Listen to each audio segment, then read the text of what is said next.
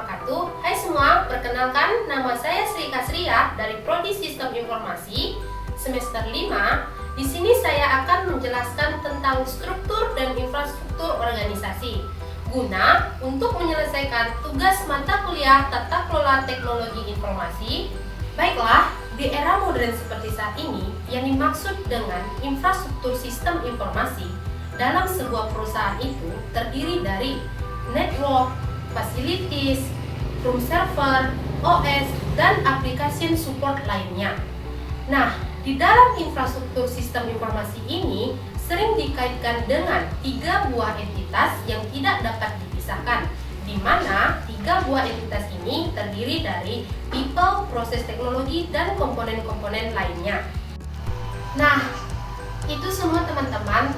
Apa sih itu struktur organisasi? Sekarang saya ingin bertanya kepada kalian, apa sih itu infrastruktur organisasi? Ya benar, seperti yang saya jelaskan sebelumnya, infrastruktur organisasi itu sering dikaitkan dengan 3 buah entitas yang tidak dapat dipisahkan, di mana 3 buah entitas ini terdiri dari people, proses teknologi, dan komponen-komponen lainnya. Peran infrastruktur teknologi informasi ini sangat kritikal bagi sebuah perusahaan. Kenapa saya bilang begitu? Karena tanpa adanya infrastruktur sistem informasi ini, sebuah perusahaan kurang kinerja untuk menghadapi pesaing bisnis di luar dalam globalisasi saat ini. Nah, apa sih itu struktur organisasi? Baiklah, saya akan memberitahu kalian apa itu struktur organisasi. Struktur organisasi adalah sebuah kerangka kerja formal organisasi yang digunakan untuk membagi-bagi kerja, mengelompokkan pekerjaan, dan mengkoordinasi pekerjaan. Ada menurut salah satu orang ahli, yaitu Robbins, yang mengemukakan ada 5 faktor yang mempengaruhi struktur organisasi, di mana faktor tersebut ada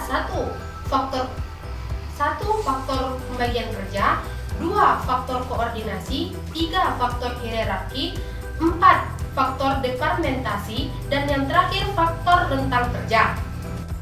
Nah, ada beberapa hal yang diperlukan oleh user dalam memenuhi kerangka ideal struktur organisasi tersebut. Yang pertama ada teknologi support, operation, help desk, network, dan global teknologi. Baiklah teman-teman, jadi kesimpulannya menurut saya bahwa struktur dan infrastruktur organisasi ini sangat perlu diterapkan dalam sebuah perusahaan. Kenapa? Karena jika tidak menerapkan struktur dan infrastruktur ini di dalam sebuah perusahaan, perusahaan tersebut akan kalah kinerja atau tidak cukup kinerja untuk melawan atau bersaing dengan pebisnis luar, apalagi pada saat era globalisasi saat ini. Baiklah teman-teman, mungkin itu saja penjelasan dari saya mengenai struktur dan infrastruktur organisasi. Lebih dan kurang saya mohon maaf. Saya akhiri dengan wassalamualaikum warahmatullahi wabarakatuh.